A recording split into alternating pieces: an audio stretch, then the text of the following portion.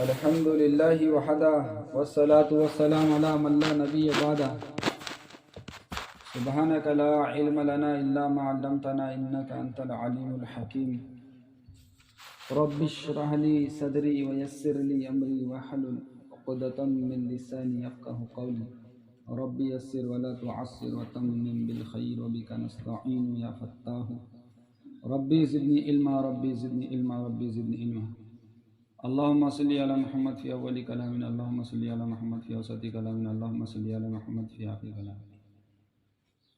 جماعت کی بہنیں تیار ہوئی ہو بات سننے کے لیے تو کسی بچی کو نیچے بھیج دو بتانے کے لیے۔ ہماری یہ آخری مجلس ہے، واپسی کی بات اس کو کہتے ہیں، نظام الدین میں اس کا بڑا اہتمام ہوتا ہے۔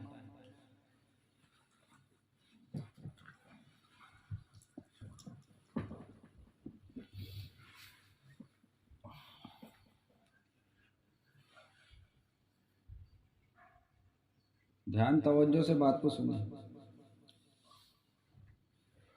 اللہم صلی علی محمد فی اول کلامنا اللہم صلی علی محمد فی اوسط کلامنا اللہم صلی علی محمد فی آخر کلامنا۔ معزز خواتین اور دینی ماں اور بہنوں، دین کی محنت جیسے ہمارے لیے اور پورے انسانیت کے لیے دین ضروری ہے، ایسے ہی دین کی محنت بھی ہر انسان کے لیے ضروری ہے۔ ایک اللہ والے فرمانے لگے کہ سارے دنیا کے مسلمان مرد بیک وقت اللہ کے راستے میں نکل جائے، سارے دنیا کے مسلمان مرد بیک وقت اللہ کے راستے میں نکل جائے، پھر بھی کہا دین دنیا میں زندہ نہیں ہو سکتا۔ اس کی بنیادی وجہ یہ ہے کہ شریعت کا حکم، شریعت کے احکام اللہ تبارک و تعالیٰ نے جو نازل فرمائے ہیں، اس میں مردوں کی دعوت ڈائریکٹ مستورات سے میں نہیں ہے۔ مردوں کی دعوت ڈائریکٹ یعنی سیدھا مستورات میں نہیں ہے، اسی لیے مرد مردوں میں محنت کرتے ہیں، عورتیں عورتوں میں محنت کرتی ہیں، اور جب یہ دونوں مرد اور عورتیں مل کر دین کی محنت کرتے ہیں تو پھر دنیا میں دین زندہ ہوتا ہے۔ اس لیے جن نبیوں کی ازواج نے ان کی اہلیاؤں نے ان کا ساتھ دیا ہے، ان کے ماننے والے اکثریت میں رہے ہیں۔ جن کی مستورات نے ان کا ساتھ دیا ہے، ان کے ماننے والے اکثریت میں رہے ہیں۔ جن کی اہلیاؤں نے ان کا ساتھ نہیں دیا، ان کے ماننے والے اقلیت میں رہے ہیں۔ ہاں، سیرت اٹھا کر دیکھو۔ بلکہ جن کے ماننے والے نہیں رہے ہیں، ان کے تو گھر کے لوگ بھی محروم ہو گئے ہیں۔ حضرت نوح علیہ السلام کی ایک بیوی جو ایمان نہیں لائی تھی، دوسری بیوی بھی تھی، ان کے بچے ہوئے تو ان کی بیوی ایمان والی تھی اور وہ بچے سب اللہ والے بھی تھے، لیکن جو ایک بیوی نے ایمان نہیں لائی تھی، اسی کا بیٹا جو نوح علیہ السلام نے بد دعا فرمائی اور قوم نوح پر جو عذاب آیا، اس میں ان کا بیٹا بھی غرق ہوا، ان کی خود کی اولاد بھی غرق ہوئی۔ اس لیے اللہ تبارک و تعالیٰ نے قرآن کے اندر نوح علیہ السلام سے فرمایا کہ نوح اپنے اہل کو لے کر تم نکل جاؤ۔ جو کشتی تیار کی تھی نوح علیہ السلام نے، اس میں سوار ہونے والے اس کی تعداد کم و بیش ہے، 80-82 جو بھی ہوگی اس وقت میں، لیکن اللہ کا حکم یہ ہوا کہ اپنے اہل کو لے کر نکلو۔ اور ہمارے ذہنوں میں یہ ہوتا ہے کہ ہمارے اہل ہمارے بیوی بچے ہوتے ہیں، صرف جیسے ہمارے گھر میں رکا آتا ہے ماں اہل و عیال کے، ہم اپنے گھر کے لوگوں کو لے جاتے ہیں۔ اللہ کہہ رہے اپنے اہل کو لے کر نکلو، لیکن نکتے کی بات یہ ہے کہ اس میں نبی کی بیوی اور نبی کا بیٹا شامل نہیں ہے۔ ہاں، نبی کی بیوی اور نبی کا بیٹا اس کشتی میں سوار نہیں ہوا۔ جو کشتی نوح اللہ نے بنانے کے لیے کہا تھا، اور جس کشتی کے ذریعے سے اللہ نے ان کی اس عذاب سے حفاظت کری، تو اس میں نوح علیہ السلام کی بیوی بھی سوار نہیں ہوئی اور نوح علیہ السلام کا بیٹا بھی سوار نہیں ہوا۔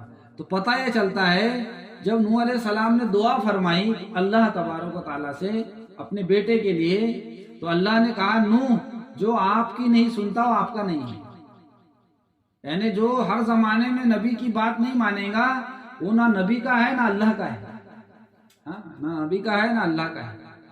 تو ان کی بیوی نے بات نہیں مانی ان کی، تو ان کا بیٹا، جس بیوی نے بات نہیں مانی اسی کا بیٹا نافرمان نکلا، اور جن بیویوں نے نبیوں کا ساتھ دیا ان کی اولاد تاریخ میں ایسی اللہ تبارک و تعالیٰ نے ان کو چمکایا ہے کہ قیامت تک ان لوگوں کو یاد کیا جائے گا۔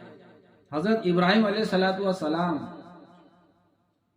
ان کی بیوی حضرت ہاجرہ، ان سے اولاد پیدا ہوئی اسماعیل علیہ السلام، ایسے نبی اللہ نے پیدا کیے جن نبی کی نسل میں اللہ نے محمد الرسول اللہ صلی اللہ علیہ وسلم کو پیدا فرمایا۔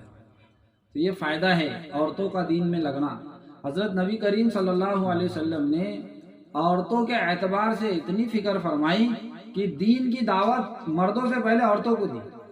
جب اللہ کے نبی کو نبوت ملی ہے اور آپ پر آیت نازل ہوئی اقرأ بسم ربک الذی خلق، نبوت کا اعلان ہو گیا، آپ گھبرا گئے۔ تو آپ کو سب سے پہلے گھبراہٹ میں ساتھ دینے والی آپ کی بیوی، اللہ کے نبی نے سب سے پہلے دعوت بھی انہیں کو دی، اور سب سے پہلے اسلام قبول کرنے والی عورت ہے۔ تو عورتوں کے دین کی ذمہ داری مردوں سے زیادہ ہے، کیونکہ دنیا میں جتنے مرد ہیں اس سے زیادہ عورتیں ہیں۔ اس لیے اللہ کے رسول صلی اللہ علیہ وسلم کی یہ محنت ہماری سب کی ذمہ داری ہے۔ مولانا حاجی عبد الوہاب صاحب رحمۃ اللہ علیہ، پڑوس ملک کے بہت بڑے ذمہ دار، حضرت مولانا الیاس صاحب رحمۃ اللہ علیہ جو اس کام کے بانی ہیں، ان کے ساتھی تھے۔ حضرت فرمایا کرتے تھے دیکھو یہ کام اللہ تبارک و تعالیٰ نے اس امت کے ذمہ کیا ہے، اس امت کے مردوں کے بھی اور اس امت کی عورتوں کے بھی۔ تو کہا اپنے گھر میں پیدا ہونے والے بچے کے کان میں بھی اس بات کو پہنچاؤ کہ بیٹا تو دنیا میں پیدا ہوا ہے، تو نبی کے دین کی ذمہ داری لے کر پیدا ہوا ہے۔ گھر میں ایک 70-80 سال کی بوڑھی گھر میں ہے، یا کوئی ہمارے دادا گھر میں ہیں، ان کو بھی یہ بات سمجھانی ہے کہ دادی اماں اور دادا ابو آپ بھی اس کام کے ذمہ دار ہیں۔ اللہ تبارک و تعالیٰ کا احسان ہے، اللہ تعالیٰ اس کام کو تو گونگوں سے اور بہروں سے لے رہے ہیں، الحمدللہ۔ یہ کام اللہ تعالیٰ گونگے بہروں سے لے رہے ہیں۔ ایک جماعت گونگوں کی بیرون ملک میں گئی، بیرون ملک میں، اور وہاں کے بہت بڑے ارب پتی آدمی سے ملاقات کے لیے لے کر گئے اس ساتھی کو۔ وہ آدمی کہنے لگا میرے کو بھائی سر کھجانے کی فرصت نہیں ہے، میں تیری بات کہاں سنوں۔ اور وہ آدمی جو گونگا بہرا ہے وہ تو بول نہیں سکتا، تو اس آدمی کو، ارب پتی آدمی کو، اس نے زبردستی ہاتھ پکڑ کر اس کے گارڈن میں، لان میں لے کر گیا اور لکڑی سے گڈھا کیا، اور گڈھا کر کے اس کو بتایا کہ تو جتنا بھاگ رہا ہے، دوڑ رہا ہے، آخر تجھے بھاگ دوڑ کر تھک کر یہیں آنا ہے، اس گڈھے میں تجھے یہاں پر ایک مثال دی اس نے۔ تو اس نے بیان نہیں کیا، تقریر نہیں کی، لیکن اس کی بات اس ارب پتی کے دل کو لگ گئی، کیونکہ وہ جو گونگے بہرے لوگ دعوت دیتے ہیں نا، ان کی بات میں بہت اثر ہوتا ہے۔ یوسف بھائی ہتھوڑا ہمارے یہاں پر آنند کی جماعت لے کر آئے تھے گونگے بہروں کی، ان کے ساتھ علماء کرام بھی تھے اور گونگے بہرے بھی تھے۔ 44 مہینے ان کے پیدل لگے، 44 مہینے لگے ہوئے تھے ان کے۔ وہ ہمارے مرکز کے اندر بیان کر رہے تھے، تو جب وہ گونگے کو بٹھایا انہوں نے، جو بول نہیں سکتا تھا، وہ اپنی یعنی ہاتھ کے اشاروں سے بات کر رہا تھا اور اس کا ترجمہ کر رہے تھے۔ تو پتہ یہ چلا کہ بڑے بڑے مقرر جب بیان کرتے ہیں تو ان کے باتوں میں اثر نہیں ہوتا۔ وہ گونگا جب حدیث بیان کر رہا تھا اور اس کا وہ ترجمہ کر رہے تھے تو آنکھوں سے آنسو بہ رہے تھے۔ اللہ تبارک و تعالیٰ دل کے جذبات دیکھتے ہیں، دل کے اندر کی تڑپ دیکھتے ہیں۔ میں نے پہلے بھی اس دن بیان کیا تھا، کام اس سے لیا جاتا ہے جو کام کا بن جاتا ہے، اس اوزار سے کام لیا جاتا ہے جس اوزار میں دھار ہوتی ہے، اس چاقو سے سبزی کاٹی جاتی ہے جس چاقو میں دھار ہوتی ہے۔ اس لیے اللہ کے نبی علیہ الصلوۃ والسلام نے اپنے صحابہ کو پہلے کام کا بنایا ہے، پھر اللہ نے ان سے عالم کے تقاضے لیے ہیں۔ حضرت مولانا فاروق صاحب ممبئی اکثر نظام الدین میں واپسی میں کہتے ہیں، ہماری جماعتیں جب نکلتی ہے تو نیتیں کر کے جاتی ہے، نیت کر کے جاتی ہے کہ ہم کام کریں گے، تو 3 دن میں جائیں گے، عشرے میں جائیں گے، چلے میں جائیں گے، تو ایک مستورات کی جماعت سے بہت بڑا کام اور خیر وجود میں آتا ہے۔ لیکن کہا جب گھر واپس جاتے ہیں تو یہ نیتیں بدل جاتی ہیں. گھر جاتے ہیں تو نیتیں لے کر نہیں جاتے، اس لیے گھر جاتے ہیں پھر جاتے ہیں. ہمارے امیر صاحب فرماتے تھے گھر گئے پھر گئے، اس لیے نیتیں کر کے جانا ہے اپنے گھروں پر. ہمارا وقت ختم ہوا ہے، کام ختم نہیں ہوا ہے. 3 دن ہمارے لگ گئے ہیں، 3 دن ہمارے 3 دن لگے ہیں. ابھی 3 دن کا وقت ہمارا ہوا ہے، کام نہیں ہوا ہے. کام تو ہمارا اس دن پورا ہوگا جس دن میری اور آپ کی زندگی کا آخری دن ہوگا اور ہماری روح قبض کرنے ملک الموت آئے گا اور ہماری زبان سے جاری ہوگا کلمہ لا الہ الا اللہ محمد الرسول اللہ. امام احمد بن حنبل رحمۃ اللہ علیہ، ان کو اللہ کی زیارت 99 مرتبہ ہوئی. 99 مرتبہ زیارت ہوئی اللہ کی. آپ سوچو ذرا کتنی بڑی ہستی ہوں گی جن کو اللہ کا دیدار 99 مرتبہ ہو رہا ہے. کتنے بڑے عالم اور کتنے بڑے دین کے دائی اور کتنے بڑے مبلغ ہوں گے وہ. ہاں، لیکن کہتے ہیں جب انتقال کا وقت ہوا تو کہہ رہے ہیں ابھی نہیں ابھی نہیں. تو بیٹے نے پوچھا ابا آپ ابھی نہیں کیوں کہتے ہیں؟ تو باپ نے کہا امام احمد بن حنبل رحمۃ اللہ علیہ نے کہ بیٹا شیطان ملعون آیا تھا اور وہ کہہ رہا تھا امام حنبلی سے کہ تو کامیاب ہو گیا. میں نے اس سے کہا ارے وہ ملعون، ابھی میری سانس باقی ہے اور ابھی میرا دنیا سے جانے کا وقت ہے. جب تک میرے زبان سے کلمہ لا الہ الا اللہ نہیں نکلتا تب تک میں کامیاب نہیں ہوں. اتنا بڑا اللہ والا، اتنے بڑے امام، جن کی یہ بات ہمارے لیے پوری انسانیت کے لیے عبرت ہے. ہاں عبرت ہے. اس لیے ہمارا خاتمہ بالخیر ہو جائے جب ہمارا کام پورا ہوگا. اس لیے ہماری نیتیں ہو اعلیٰ قسم کی. دیکھو اللہ کے راستے میں نکل کر جذبات بنائے جاتے ہیں. اللہ کے راستے میں نکلنے کے بعد جذبات بنتے ہیں اور ان جذباتوں کو باقی رکھنے کے لیے اور ایمان کی کیفیت کو باقی رکھنے کے لیے اور اعمال کے اندر ترقی کے لیے ہم کو اپنے مقام پر جا کر ان اعمالوں کی پابندی کرنا ہے جن اعمالوں سے ایمان میں ترقی ہوتی ہے. جیسے مرد مسجد سے ٹوٹ جاتے ہیں اور مرد 4 مہینے لگ گئے، چلہ لگ گیا اور مسجد کے ماحول میں نہیں ہے تو پھر سر پہ ٹوپی نہیں رہتی، جیب میں تسبیح نہیں رہتی اور کہا نمازوں کے لالے پڑ جاتے ہیں. مولانا یونس صاحب رحمۃ اللہ علیہ گشت میں گئے ایک مرتبہ تو ایک خاتون جھاڑو مار رہی تھی، اس کے گھر پر گئے، آواز لگائی تو اس کی وہ جو خاتون تھی اس نے کہا مولانا تمہاری تبلیغ تو سو رہی ہے، تمہاری تبلیغ تو، یعنی وہ اس کا بیٹا جو تھا وہ 4 مہینے لگایا ہوا تھا، اس کے گھر پہ ملاقات کے لیے صبح گئے تو مولانا سے اس عورت نے کہا کہ مولانا تمہاری تبلیغ تو سو رہی ہے. 4 مہینے جس آدمی نے تہجد پڑھی ہو، 4 اوابین اشراق کا اہتمام کیا ہو اور اللہ اللہ سنا ہو، اللہ اللہ کہا ہو، اس آدمی کی نماز کیوں جا رہی ہے؟ کیونکہ وہ مسجد کے ماحول سے کٹ گیا. مولانا عبد الرحوف صاحب رحمۃ اللہ علیہ اکثر کہا کرتے تھے دیکھو ہم ایک اللہ کے راستے میں نکلنے والے، ہم ایک گھر سے نکلے، ایک فرد نکلا، 2 فرد نکلے اور کہا ہمارے گھر میں 10 ممبر ہیں تو کہا یہ 2 سفید برتن 10 سفید برتن پہ بھاری جب پڑیں گے جب ان کو اپنے ساتھ ماحول میں جوڑیں گے. اگر کہا ان کے جیسے ہم بھی ہو گئے تو کہا ان کالے برتنوں میں ہم بھی کالے ہو جائیں گے، ہم بھی کالے ہو جائیں گے. اس لیے مولانا ابراہیم صاحب دیولا فرماتے ہیں افراد کا دین مجموعے کے تابع ہوتا ہے. افراد کا دین مجموعے کے تابع ہوتا ہے، جیسا مجمع ہوگا ویسے افراد بن جائیں گے. اس لیے ماحول اگر برا ہے تو ٹکنا مشکل ہو جاتا ہے.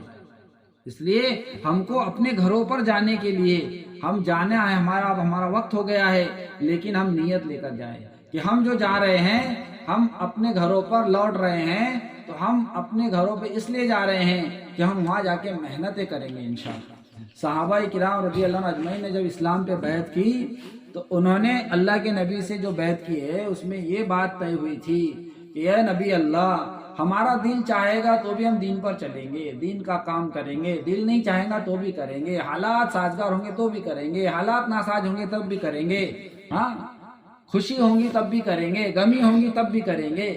دین کی محنت ہر حال میں کرنی ہے. اس لیے ساری بہنیں نیت کرے ہم اپنے گھروں پہ جا رہے ہیں تو کام کی نیت لے کر جائے. اپنے اولادوں کو، اپنے گھر کے محرموں کو، اپنے آس پڑوس کے جتنے ہمارے پڑوسی ہیں ان کو دین کی محنت میں لگانا ہماری ذمہ داری ہے۔ ہمارا وقت لگا ہوا ہے، وقت لگی ہوئی بہنیں اور بغیر وقت لگی ہوئی بہنوں میں بہت فرق ہونا چاہیے، زمین آسمان کا فرق ہونا چاہیے۔ ہم اور وہ ایک جیسے نہیں ہو سکتے، ہم اور وہ ایک جیسے نہیں ہو سکتے۔ افرا بنت عبیر رضی اللہ تعالیٰ عنہ، ان کے 7 بیٹے ہیں، ساتوں کے ساتوں کو دین کی محنت میں لگایا۔ ام فضل رضی اللہ تعالیٰ عنہ کے 10 بیٹے ہیں، 10 کے 10 اللہ کے راستے میں شہید ہو رہے ہیں، اور 10 کے 10 ملکوں میں جا کر دفن ہو گئے۔ طائف میں حضرت ابن عباس رضی اللہ تعالی عنہ کی قبر ہے، آپ کو مدفن کیا گیا ہے، اور وہاں ان کی لائبریری ہے۔ یہ مفسر امت ہے، اس امت کے سب سے بڑے مفسر عبداللہ ابن عباس رضی اللہ تعالیٰ عنہ ہیں۔ ہاں، ان کی قبر الگ ملکوں میں ہیں۔ حضرت ام فضل رضی اللہ تعالیٰ عنہ کے 10 بیٹے 10 ملکوں میں جا کے شہید ہو گئے، 10 ملکوں میں جا کے اپنی قبریں بنائی ہیں۔ ہاں، حضرت خنسا رضی اللہ تعالیٰ عنہ اپنے 4 بیٹوں کو دین کی محنت میں لگایا، اور سب کے سب ایک وقت میں کام آ گئے، شہید ہو گئے۔ ماں نے اپنی اولادوں کو دین کے لیے پالا، دین کے لیے جوان کیا، اور جب جوان ہو جاتے تھے تو مائیں ولولہ دلاتی تھی اور ان کو جذبات میں لاتی تھی اور کہتی تھی بیٹا ہم نے تمہیں اسی دین کے لیے پالا ہے۔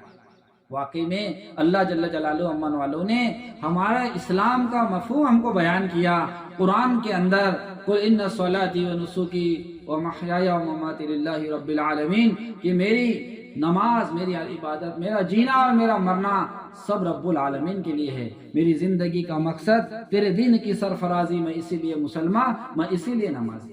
ہم کو اللہ نے دین کی محنت کے لیے پیدا کیا ہے، اور اللہ ہم سے مطلوب کر رہے ہیں، ہمارے سے مطالبہ کر رہے ہیں، ان تنصروا اللہ ینصرکم ویثبت اقدامکم، تم میرے دین کی مدد کرو میں تمہاری مدد کروں گا۔ اللہ کی قسم، کوئی دین کی مدد کرے اور اس کی اللہ مدد نہ کرے، یہ ہو نہیں سکتا۔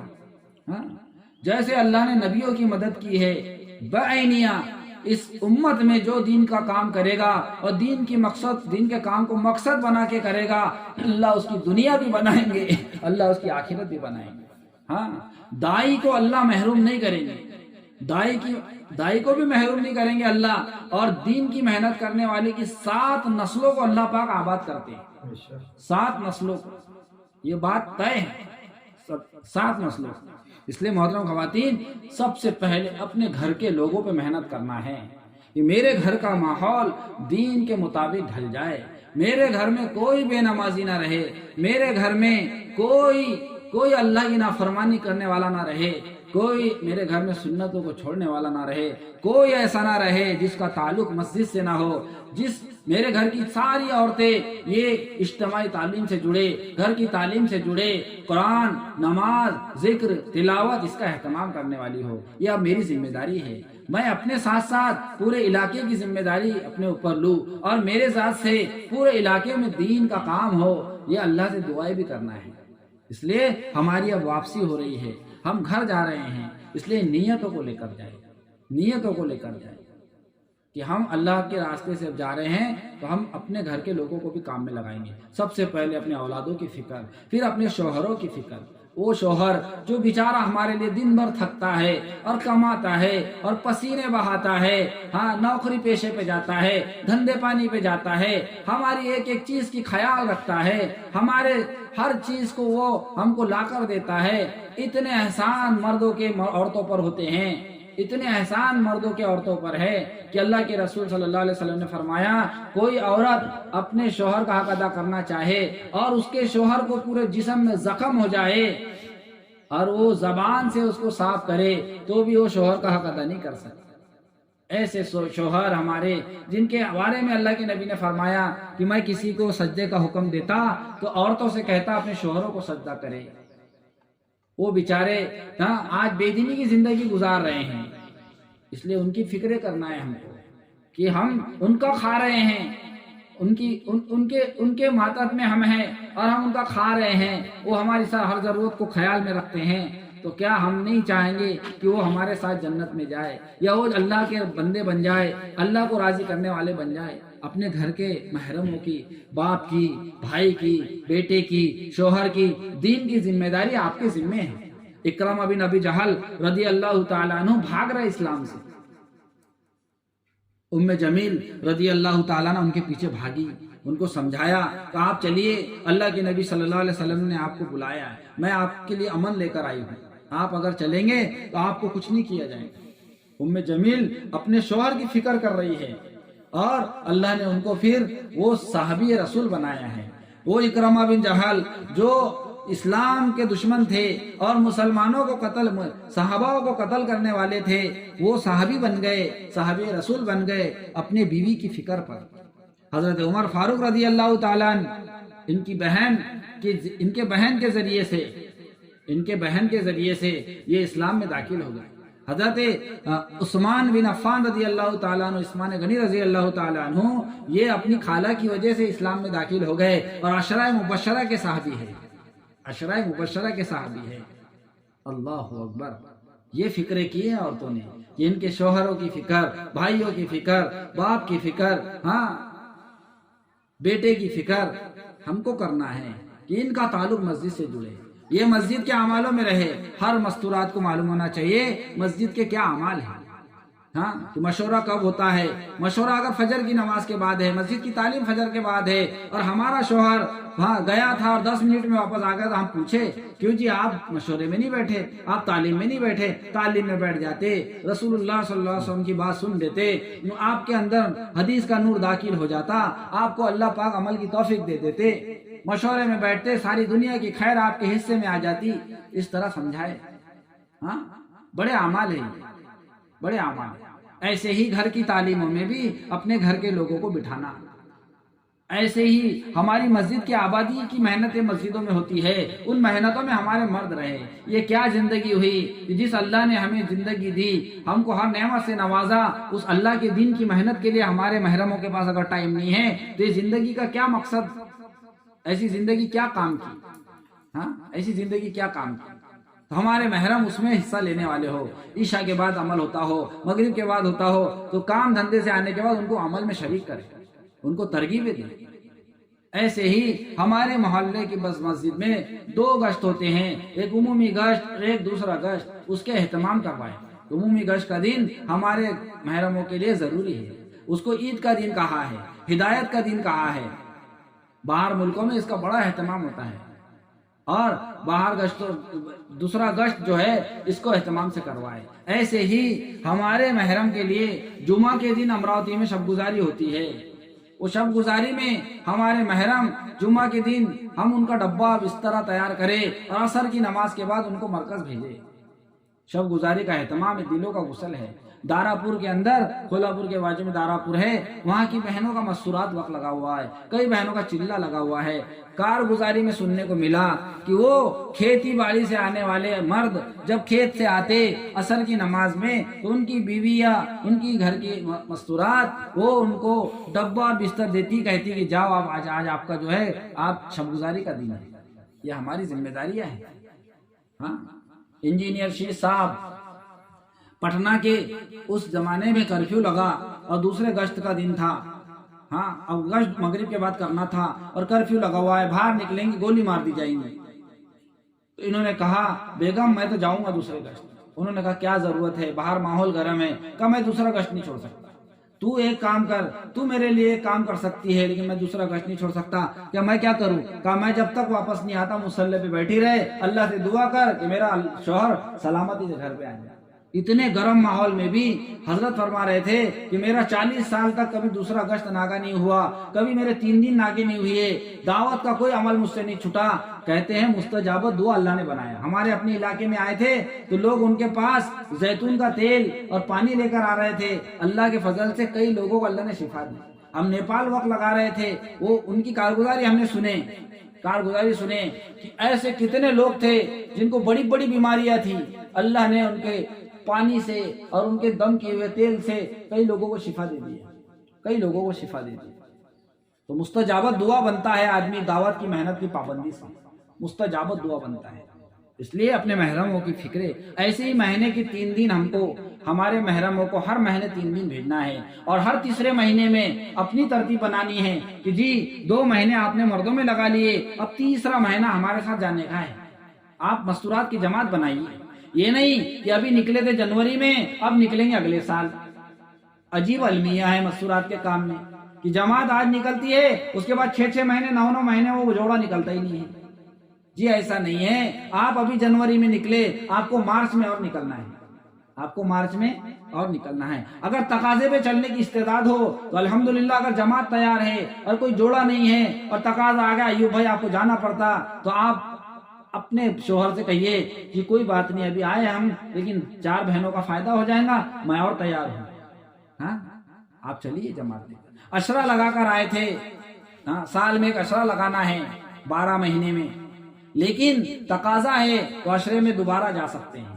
چلہ لگا کر آئے تھے، 3 سال میں ایک چلہ لگانا ہے، اور چلہ لگا کر آئے تھے اور آپ کو پھر تقاضا آ گیا تو آپ دوبارہ جا سکتے ہیں۔ بیرون لگا کر آئے تھے اور پھر آپ تقاضا آ گیا، پھر بیرون جا سکتے ہیں۔ تقاضے کے لیے کوئی منع ہی نہیں ہے، وہ تو ہماری کمزوریوں کو دیکھ کر ترتیب بنائی گئی ہے، ورنہ صحابہ تقاضے پہ جاتے تھے، صحابہ تقاضے پہ جاتے تھے، صحابہ کبھی ترتیب پر نہیں چلے۔ جب جو تقاضا دین کا آیا صحابہ نے پورا کیا ہے، اس لیے اپنے محرم کے 3 دن 2 مہینے لگائے اور تیسرے مہینے اپنے ساتھ لے کر جائے، اپنے ساتھ لے کر جائے۔ ایسے ہی سالانہ وقت ان کا ہو جائے، چلہ 4 مہینے کی جو بھی ترتیب ہو، اپنی مسجد سے جماعت بنا کر مکمل جماعت بنانے کی فکرے، آپ اس میں دعا کرے، اعتکاف کرے، اپنے محرم سے کہے کہ آپ مسجد میں 2.5 گھنٹے کی جو مسجد کی آبادی کی محنت ہوتی ہے اس میں خوب محنت کر کے جماعت بناؤ، اور 10-12 ساتھی اپنے محلے کے اللہ کے راستے میں لے کر جاؤ۔ ہاں یہ کام ہے، یہ کام ہے۔ ایسے ہی آپ مستورات کے کام کے اعتبار سے سب سے پہلے ہمارے بڑے کہتے تھے، حضرت مولانا حضرت مشیر خان رحمۃ اللہ علیہ فرمایا کرتے تھے کہ بھائی ہمارے پاس دوگلی پالیسی نہیں ہے کہ جماعت میں گئے تو پردے کا اہتمام کر لیا، جماعت میں گئے تو نماز کا اہتمام کر لیا، جماعت میں گئے تو تسبیح کا اہتمام کر لیا، جماعت میں گئے اخلاق کا مظاہرہ کر لیا، جماعت میں گئے دعاؤں کا اہتمام کر لیا، جماعت میں گئے خدمت کا اہتمام کر لیا، اور جماعت میں سے آئے تو بدل گئے۔ ایسا نہیں ہے، ہم تو مسجد میں بھی مسلمان ہیں، ہم بازار میں بھی مسلمان ہیں، اللہ کے راستے میں بھی مسلمان ہیں، اور اللہ کے راستے سے واپس آنے کے بعد بھی مسلمان ہیں۔ ہاں میں تو مسلمان ہوں، مسلمان فرما بردار ہوں میں۔ فرما بردار کس کو کہتے ہیں؟ جو حکم کی تعمیل کرتا ہے۔ نافرمان کس کو کہتے ہیں؟ جو اپنے آقا کی بات نہیں مانے، جو بیوی اپنے شوہر کی بات نہ مانے، جو بچہ اپنے باپ کی بات نہ مانے، جو طالب علم اپنے استاد کی بات نہ مانے، اس کو نافرمان کہتے ہیں۔ ہم تو فرما بردار ہیں، اس لیے ہمارا کوئی کام بدلا ہوا نہیں ہے۔ جیسے ہم اللہ کے راستے میں چلے ویسا ہم کو گھر پہ چلنا ہے، جیسا اللہ کے راستے میں چلے ویسا گھر پہ۔ سب سے پہلی ہم کو جیسے ہم نے 5 وقت کی نماز اول وقت میں پڑھنے کا اہتمام جماعت میں کیا ہے بعنیہ، ایسے ہی ہم کو اپنے مقام پہ کرنا ہے۔ اور ایک مرتبہ مفتی صاحب کہہ رہے تھے، مستورات گھر میں جتنی ہوتی ہے، ایک گھر میں 5 مستورات ہے، تو جیسے مرد حضرات جماعت کا اہتمام مسجد میں کرتے ہیں ایک وقت میں، ایسے مستورات کا کام ہے 5 مستورات ایک ساتھ نماز پڑھے، جماعت سے نہیں، الگ الگ مصلے ڈال کر، لیکن ایک ساتھ پڑھے۔ اس سے ماحول بنے گا، گھر کے چھوٹے چھوٹے بچے دیکھیں گے کہ ساری مستورات جو ہے نماز کا اہتمام کرتی ہے۔ اور سنیے، جن ایام میں نماز پڑھنا منع ہے، جس ایام میں نماز پڑھنا منع ہے، ان ایام میں مصلوں پر بیٹھے تسبیح کرے، لیکن اس وقت میں اس کو چھوڑے نا، ورنہ آپ کی یہ چھوڑنے کی عادت بچوں کے دل پر اثر کریں گی، اور وہ سوچیں گے، ان کو تو علم نہیں ہے شریعت کا، وہ سوچیں گے میری ماں مہینے میں کبھی پڑھتی ہے کبھی نہیں پڑھتی۔ ان ایام میں بھی اہتمام کرنا ہے، ایک وقت میں نماز پڑھنے کا اہتمام۔ سارے کام چھوڑ دو، اجی نماز تو ایسی دولت ہے اور ایسی بڑی چیز ہے کہ جس کے لیے طواف روک دیا جاتا ہے، بیت المعمور سے لے کر بیت اللہ تک سارے کے لیے طواف رک جاتا ہے۔ ہاں طواف جیسا عمل رک جاتا ہے، اتنی اہم چیز ہے نماز، اس کے لیے تو اول وقت میں نماز کا اہتمام کرنا ہے۔ پھر ہم کو اپنے گھروں میں قرآن کی تلاوت کا اہتمام کرنا ہے، اور جیسے فرض نمازیں ہیں ایسی نوافل کا اہتمام کرنا ہے، تہجد، اشراق، چاشت، اوابین۔ اس کے ساتھ ساتھ ہم کو اپنے گھروں میں آنے والے رشتہ دار، آنے والے پڑوسی، آنے والی بہنوں سے دین کی بات کرنا ہے۔ ارے ایک اللہ والی ایک اللہ والی راستے سے بھٹک گئی، حج کرتے کرتے آ رہی تھی، ان کو راستے میں راستہ پتہ نہیں چلا، تو ایک اللہ والے ان کو ملے، کہا میں آپ کو چھوڑ دوں۔ انہوں نے حج کے سفر میں اپنے مقام پہنچنے تک پورے سفر میں ایک بات بھی قرآن کے خلاف نہیں کی، ہر بات کا جواب قرآن سے۔ کہاں سے آ رہی ہوں؟ تو انہوں نے کہا اتم الحج والعمرۃ للہ، میں حج سے آ رہی ہوں۔ ہر بات کا جواب قرآن سے دیا، ہر بات سے قرآن سے دیا۔ تو جب ان کے گھر پر پہنچے اللہ والے، تو انہوں نے ان کے بیٹوں سے پوچھے کہ بیٹا میں تمہاری ماں کے ساتھ پورا سفر کرتے ہوئے یہاں تک آیا، تمہاری ماں نے ایک بھی بات قرآن کے بغیر نہیں، ہر بات کا جواب قرآن سے دیا۔ تو بچوں نے کہا چچا جان، ہم تو ہماری والدہ کو جب سے ہم بچے تھے آج بڑے ہو گئے ہیں، جب سے ہم نے ہماری ماں سے کبھی قرآن کے علاوہ کچھ سنا ہی نہیں۔ اتنا اہتمام ہے، اتنا اہتمام ہے۔ تو آنے والی بہنوں سے دعوت کی بات کرنا، دین کی بات کرنا، یہ ہمارے ذمے ہے۔ دعوت سے ایمان بنے گا۔ کم سے کم 25 لوگوں کو دعوت دینا ہے، جہاں مردوں کو 25 لوگوں کو دینا ہے، ویسے مستورات کو بھی دینا ہے۔ تو اپنے بچیوں کو، اپنے گھر میں ساس کو، اپنی اماں کو، بہنوں کو، اپنے جتنے ہم سے ملنے والے آتے ہیں، ہمارے گھر میں جتنے لوگ آتے ہیں، ان سے دعوت کی بات کرنا۔ اجی دعوت کا گھر تو وہ ہے، دعوت کا گھر تو وہ ہے کہ جس گھر میں جنازہ رکھا ہوا ہو اور ہمارے تعلیم کا وقت ہو جائے تو ساری مستورات کو جوڑ کر کہے بھائی رونا دھونا چھوڑو، تعلیم میں بیٹھو، تعلیم میں بیٹھو۔ ہم نے وہ گھر بھی دیکھے ہیں، وہ گھر دیکھے ہم نے کہ جنازہ رکھا ہوا ہے اور مستورات کی تعلیم ہو رہی ہے۔ اللہ، ہم نے وہ گھر کے مستورات دیکھی ہے کہ اب وہ پروگرام میں چلے گئی اور اجتماعی تعلیم کا دین ہے گھر میں، تو اپنے شوہر کو کہا جلدی سے شادی والوں سے مل لیتے ہیں، کھانا گھر پہ جا کے کھائیں گے، 2 بجے سے 2:30 بجے سے اپنے گھر پہ تعلیم ہے۔ بڑے بڑے پروگرام چھوڑ کے مستورات آتی ہے۔ ہمارے حاجی عبدالرزاق صاحب، ان کی اہلیہ، ان کے گھر پہ تعلیم ہوتی تھی، کسی بھی پروگرام میں جاتی تو وہ اگر اجتماعی تعلیم کا دن ہوتا تو اپنے شوہر کو اجتماعی تعلیم کے دن پروگرام میں ملاقات کر کے واپس لے آتے، اور گھر میں اجتماعی تعلیم ہوتی تھی۔ ورنہ کئی گھر ایسے ہیں اجتماعی تعلیم کا دن ہے، پروگرام میں گئے تو چھٹی ہو جاتی ہے اس کی۔ اتنا اہتمام ہے۔ تو گھر میں تعلیم کا اہتمام، جنازہ رکھا ہوا تعلیم کا اہتمام، دعوت کی بات آنے والی بہنوں سے۔ ایسے ہی اپنے خاندان میں جتنے لوگ ہیں ان کو جوڑنے کی محنت، اور دل جڑتے ہیں خدمت کے ذریعے سے، اخلاق کے ذریعے سے۔ اپنے آپ کو چھوٹا بنا کے چلنا، اپنے آپ کو محتاج بنا کے چلنا، تم بڑے ہم چھوٹے، تم صحیح ہم غلط۔ جس نے یہ بات مان لی کہ تم صحیح ہم غلط، اس کی زندگی کامیاب ہو گئی، اور جس نے یہ سوچا کہ میں صحیح سب غلط، اس کی زندگی تباہ برباد ہو جاتی ہے، تباہ اور برباد ہو جاتی ہے۔ ہمارے نبی اتنے عاجزی کے ساتھ زندگی گزارتے تھے۔ فتح مکہ ہوا، آپ اکڑ کے جانا چاہیے تھا، 10,000 کا لشکر ہے، لیکن اللہ کے نبی اونٹ پر ایسے بیٹھے ہیں جیسے کوئی غلام بیٹھ کے جا رہا ہے، غلام بیٹھ کے جا رہا ہے۔ ایسی زندگی گزارنا ہے۔ جھکتا وہی ہے جس میں جان ہوتی ہے، اکڑ تو مردے کی پہچان ہوتی ہے، اکڑ تو مردے کی پہچان ہوتی ہے۔ اس لیے محترم خواتین، اپنے گھر کے لوگوں کو جوڑنے کی فکر، ہماری ذات سے لوگ ٹوٹنا نہیں چاہیے، ہمارے ذات سے لوگ جڑنا چاہیے۔ لوگوں نے کہنا چاہیے ارے وہ بہن بہت اچھی ہے، ان کے پاس جاؤ نا تو کچھ نہ کچھ دین کی بات مل جاتی ہے، ان کے عمل سے جو ہے ہمارے علم، ان کے عمل سے آخرت یاد آتی ہے، ان کے چہرے کو دیکھو تو اللہ یاد آتا ہے۔ حضرت نبی کریم صلی اللہ علیہ وسلم نے فرمایا 3 لوگوں کے پاس بیٹھو، 3 لوگوں کے پاس، 3 لوگوں سے اپنا میل جول رکھو۔ کس سے؟ اس سے جس کے چہرے کو دیکھنے سے اللہ یاد آتا ہو، جس کی باتوں سے علم میں ترقی ہوتی ہو، اور جس کے عمل سے آخرت یاد آتی ہے۔ اگر یہ 3 باتیں اس میں نہیں ہیں تو اس سے بات کرنے کی کوئی ضرورت نہیں ہے، اس سے ملنے جلنے کی کوئی ضرورت نہیں ہے۔ وہ آدمی تم کو، وہ مستورات تم کو برباد کریں گے۔ مفتی یعقوب صاحب نے یہاں تک کہا عورتوں کے لیے جیسے مردوں سے پردہ ہے، ایسے ہی کہا ان عورتوں سے بھی پردہ ہے جو عورتیں بے حیا ہیں۔ حیادار عورت کے لیے بے حیا عورت سے پردہ کرنا ہے تاکہ اس کی بے حیائی اس کے اندر نہ آ جائے۔ ہاں لیکن اس کے دین کی فکر کرنا اس کے ذمہ ہے، اس کے دین کی فکر کرنا اس کے ذمہ ہے۔ اس لیے یہ اہتمام کی چیز ہے، اہتمام کی چیز ہے۔ آنے والی بہنوں سے دعوت کی بات، ایسے ہی اپنے بچوں کی دینی تربیت، ان کے مکتب کی فکر، اور 3 باتیں اپنے بچوں سے کبھی کمپرمائز مت کرنا۔ مولانا پیر ذوالفقار صاحب دامت برکاتہ عالیہ وہ فرماتے ہیں 3 صفاتیں بچوں کے اندر کوٹ کوٹ کے بھر دو، ہو اللہ پاک سے امید ہے اللہ پاک ان کو ولی بنا کر اٹھائے، ولی بنا کر جوان کرے گا، ولی بن کر دنیا سے جائیں گے۔ 3 باتوں میں کمپرمائز نہیں کرنا بچوں نے۔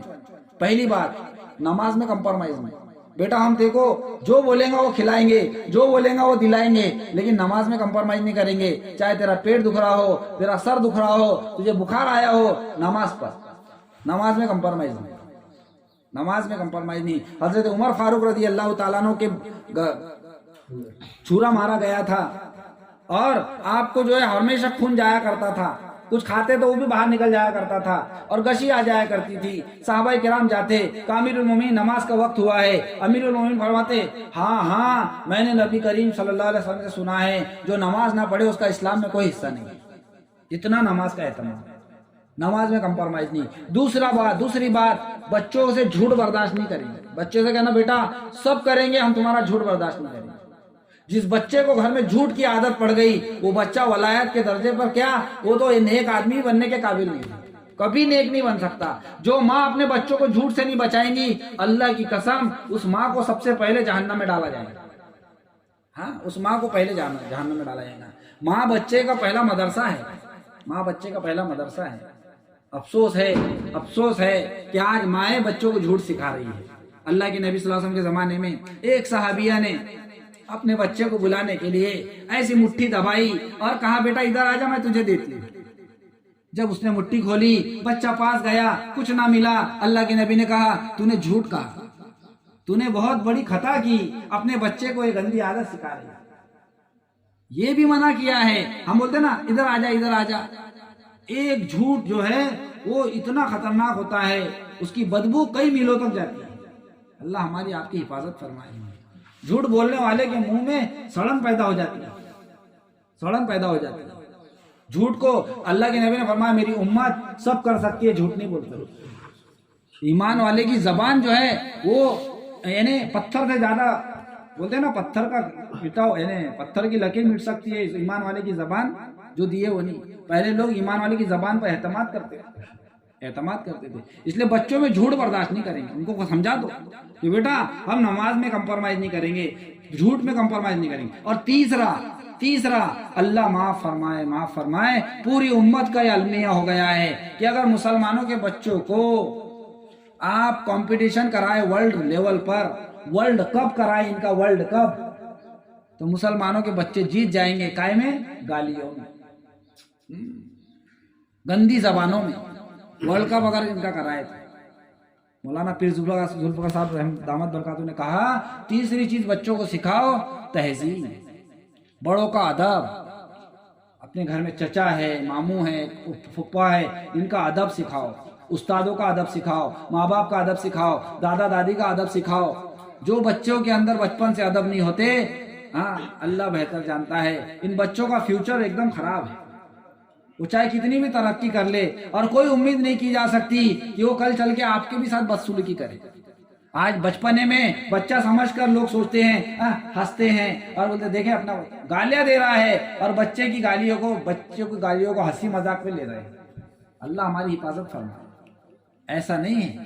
یہ 3 چیزیں ہیں، اپنے استادوں کا ان کو ادب سکھاؤ۔ 3 چیزیں، بچوں کی تربیت دینی طور پر، گھر میں سادگی کے ساتھ رہنا، ہمارا زیادہ ہائی لیول کا کام نہ ہو، ہائی لیول کا کام نہیں، اتنا بھی مہنگا نہ کھائے کہ ہمارے برابر لوگ۔ حضرت عمر فاروق رضی اللہ تعالیٰ عنہ، یہ جو ہے عبداللہ ابن عمر رضی اللہ تعالیٰ عنہ نے ان کو اپنے دسترخوان پہ، یعنی باپ کو بیٹا بلا رہا ہے کھانا کھانے کے لیے آئی، تو حضرت عمر رضی اللہ عنہ نے کہا کہ بیٹا میں نے کبھی اپنے دسترخوان پہ ایک سے زائد چیز نہیں کھائی، اور تیرے پاس تو سالن بھی ہے اور 2 چیزیں تھیں ان کے دسترخوان پہ، 2 چیزیں ہیں، میں نہیں کھاؤں گا۔ سوچو آج ہمارا زمانہ کیسا ہے۔ وہ لوگ اس لیے گہوں کی روٹی نہیں کھاتے تھے کیونکہ عام غریب، عام مسلمان لوگ گہوں کی روٹی نہیں کھا سکتے تھے، چھنے ہوئے آٹے کی روٹی نہیں کھا سکتے تھے، اس لیے امیر المومنین بھی چھنے ہوئے آٹے کی روٹی نہیں کھاتے تھے۔ آج تو اللہ ہماری حفاظت فرمائے، میانہ روی اختیار کرے، نہ اتنا ہائی فائی زندگی گزارے، نہ اتنی کمزوری زندگی گزارے کہ کنٹرول کا ہی کھا رہا ہے، غریبوں کا حق مار رہا ہے۔ جس کی حیثیت ہے اس کو کنٹرول کا نہیں کھانا چاہیے، کنٹرول کا اناج نہیں لینا چاہیے، سبسڈی نہیں لینا چاہیے جن کے پاس حیثیت ہے۔ آج المیہ یہ ہو گیا ہے پورے دنیا کے اندر کہ سبسڈی کا مال مالدار لوگ زیادہ کھا رہے ہیں، سبسڈی جس کو مل رہی ہے مالدار لوگ۔ سب سے زیادہ پیلے کارڈ، BPL کے کارڈ غریبوں کے پاس نہیں ہیں، مالداروں کے پاس ہے، مالداروں کے پاس ہے۔ اس لیے میانہ روی، سادگی کے ساتھ زندگی۔ ہمارے نکاحوں میں، شادیوں میں، بیاہوں میں سادگی ہو، ہمارے گھر میں لباسوں میں سادگی ہو۔ یہ کیا کپڑے، کیا مہنگے مہنگے چیزوں میں پیسے برباد کرتے ہو؟ اجی تھوڑے تھوڑے پیسے بچاؤ، حج کی توفیق اللہ دے دے گا، تھوڑے تھوڑے پیسے بچاؤ، عمرے کی اللہ توفیق دے دے گا۔ یہ پیسہ ہمارا ہمارے دین کے کام میں آنا چاہیے، ہماری آخرت کے کام میں آنا چاہیے۔ یہ کیا لباسوں میں اور کھانے میں پیسے برباد کر رہے ہیں؟ اللہ ہماری حفاظت فرمائے۔ ایسی ہائی فائی، ابھی ایک نے شادی کیا 23 لاکھ روپے لگایا لڑکی کی شادی میں، کیا تیر مار لیا؟ ہاں، کون سا لوگ اس کا نام پر جھنڈے کے پرچم پہ لہرائیں گے؟ ایک نے تو حد کر دیا، پاکستان کے اندر 23 کروڑ روپے لگایا شادی میں، 23 کروڑ۔ اللہ حفاظت فرمائے۔ بے فضول خرچی، شیطان فضول خرچی کرنے والا شیطان کا بھائی ہے، شیطان کا بھائی ہے۔ اس اعتبار سے ہم کو فکر کرنا ہے، روزانہ دعاؤں کا اہتمام بھی کرنا ہے۔ یہ سارے کام ہم کو اپنے گھر پہ جا کے کرنے ہیں۔ دیکھو، جن گھروں میں جماعت ٹھہرتی ہے اس کے لیے قرآن نے بشارت دی ہے۔ قرآن کہہ رہا ہے والذین آمنوا، جو لوگ ایمان لائے، وہاجروا، جنہوں نے ہجرت کی، وجاہدوا فی سبیل اللہ، اور انہوں نے اللہ کے راستے میں مجاہدہ کیا، والذین آووا نصروا اولئک یؤمنون حقا لہم مغفرۃ ورزق کریم، اور وہ لوگ جنہوں نے ان کو اپنے گھر میں قیام کروایا، جو لوگ نکلے، ایمان لایا، ہجرت کی، اللہ کے راستے میں مجاہدہ کیا، اور وہ لوگ جنہوں نے ان کو اپنے گھر میں قیام کرایا، تو اللہ کہہ رہے ہیں اولئک یؤمنون الحق، یہ لوگ ایمان کا حق ادا کرنے والے ہیں، لہم مغفرۃ ورزق کریم، اور ان کے لیے عزت کی روزی اور مغفرت ہے۔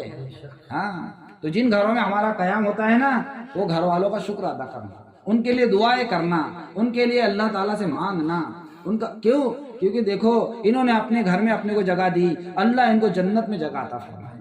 ہاں، احسان ہے۔ اور جن گھروں میں جماعت ٹھہری ہے وہ اپنے آپ کو خوش نصیب سمجھے کہ اللہ نے ہمیں موقع دیا اللہ کے مہمانوں کو اپنے گھر میں ٹھہرانے کے۔ مدینے والوں کا ایک عمل ہم سے زندہ ہوگا، وہ عمل جس عمل پر اللہ مدینے والوں سے ایسا خوش ہوا کہ میرے نبی کے زبان سے الفاظ نکلے۔ میرے نبی نے فرمایا کہ اگر ایک وادی سے انصار گزرے، ایک وادی سے مہاجر جائے تو میں انصار کے وادی میں رہوں گا، اگر مجھے ہجرت کا حکم نہ ہوتا تو میں انصاروں میں ہوتا۔ انصار کو اللہ کے نبی نے اتنا پسند کیا، انصاروں کے ساتھ اللہ کی عجیب مدد تھی۔ انصاروں کی قربانیاں مہاجرین سے زیادہ تھی، ڈبل قربانیاں تھیں، اور انصار کو اللہ نے ایسا قبول فرمایا کہ مدینے کو پورے دین کا چشمہ، مدینے کے اندر اللہ نے مدینے سے پورے دنیا میں دین کو پھیلایا، ہاں، مرکز بنایا اللہ نے اس کو۔ اس لیے مدینے والوں کا عمل ہے، اللہ نے اس سرزمین کو ایسا قبول فرمایا، پوری دنیا اس کے اوپر رال ٹپکا رہی ہے، اس لیے ہم ان کا شکر بھی ادا کریں۔ آنے والی بہنوں کو جزائے خیر عطا فرمائے اللہ پاک، ان کو بھی شکر ادا کرے کہ انہوں نے ہمارا بہت ساتھ دیا ہے، ورنہ جماعتیں جاتی ہے کوئی پوچھنے والا نہیں رہتا۔ چھتیس گڑھ کے علاقوں میں آپ جاؤ، ایم پی کے علاقوں میں آپ جاؤ، بہار کے علاقے میں آپ جاؤ، پوچھنے والا نہیں رہتا۔ یہ آنے والی بہنوں کا خوب اپنے شکر ادا کرے۔ اب ہمارا جانے کا وقت ہو گیا ہے، ہماری گاڑیاں تیار ہے انشاءاللہ۔ ابھی آپ ملاقات دعا ہو جائے گی، اس کے بعد آپ ملاقاتیں وغیرہ کر کے بیگ وغیرہ تیار کر کے فوراً نیچے بیگ لینے کے لیے بچہ آ جائے گا، تو بچیوں کے ہاتھ سے نیچے بھیج دے۔ ابھی ہم کو جانا ہے انشاءاللہ۔ اللہ مجھے آپ کو عمل کی توفیق عطا فرمائے۔